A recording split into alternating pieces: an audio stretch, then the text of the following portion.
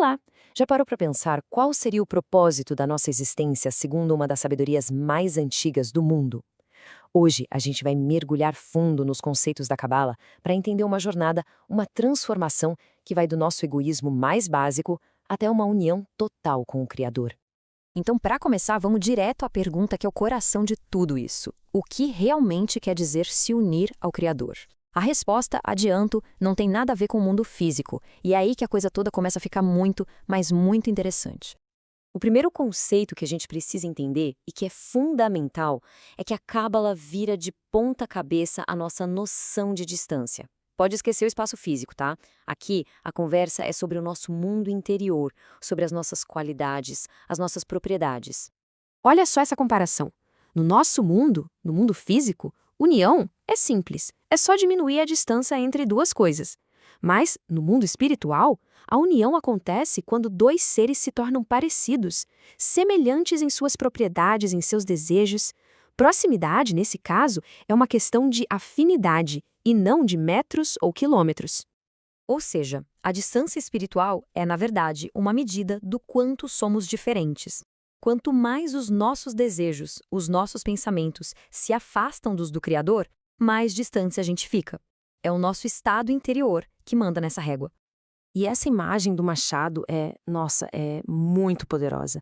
Ela mostra de um jeito incrível como as diferenças internas não só afastam, mas literalmente cortam, separam as coisas no mundo espiritual. Uma propriedade nova pode rachar o que antes era uma coisa só. Ok, então se a diferença é o que nos separa, a solução mais lógica é buscar a semelhança, certo? Vamos ver então como a Cabala define esse caminho para a união através da tal da equivalência.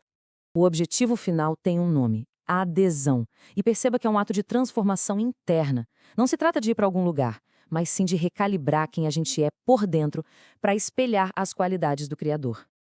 E como é que isso funciona na prática? Bom, o caminho é a imitação. Se o Criador é a fonte de toda doação, de todo o altruísmo, o caminho para se unir a Ele é cultivar essas mesmas qualidades na gente: a graça, a generosidade, a humildade. Só que é aqui que a gente encontra o grande obstáculo, sabe? O desafio central dessa jornada toda. É um verdadeiro paradoxo, que é a nossa própria natureza. De acordo com a Cabala, a gente foi criado com uma natureza puramente egoísta. Um desejo de receber só para nós mesmos. Cada coisinha que a gente faz, querendo ou não, busca um benefício próprio. Isso é o exato oposto do altruísmo do Criador, aquela qualidade que a gente precisa imitar para chegar na união. Então, a pergunta que não quer calar é essa: como é possível que uma criatura que é, na sua essência, egoísta, consiga fazer atos de doação de verdade, genuínos? De onde viria essa força para ir além da própria natureza? A resposta, segundo os textos, é que um método nos foi dado. A Cabala é apresentada exatamente como essa ferramenta, essa corda de salvação, que nos permite sair desse mar de egoísmo onde a gente foi criado. Ela nos dá um jeito de mudar nossa natureza. E o mecanismo para isso é fascinante. Pensa assim: quando você dá um presente para alguém que você ama de verdade, o prazer de ver a alegria daquela pessoa é tão grande que, no fundo, é como se você estivesse recebendo. A Cabala ensina que é a mesma coisa. Quando a gente percebe a grandeza do Criador, o ato de doar a Ele se transforma na maior forma de receber prazer que existe. Beleza, então já entendemos que existe um caminho, existe um método. Agora vamos dar uma olhada em como a Cabala organiza essa jornada de transformação. Não é um caminho aleatório, não. É um mapa e bem detalhado. A escada espiritual que nos leva até a união total com o Criador é formada, olha só, por 125 degraus. São 125 níveis de correção e de aproximação. E esses 125 degraus são agrupados em 5 grandes mundos, ou 5 níveis de consciência. Cada um deles, de Nefesh até Yeridá, representa um passo a mais na subida da alma, um nível mais profundo de entender a realidade e de se parecer com o Criador. E o guia para essa jornada toda, um mapa que descreve em detalhes cada um desses 125 níveis, é o livro do Zohar. Ele é considerado o texto principal que descreve toda essa realidade espiritual e, claro, o caminho para navegar por ela. Agora, vamos trazer tudo isso para os dias de hoje. Por que esse conhecimento todo está ficando tão acessível justamente agora? A Cabala tem uma visão bem específica sobre a nossa época. O que é muito interessante aqui é essa mudança histórica.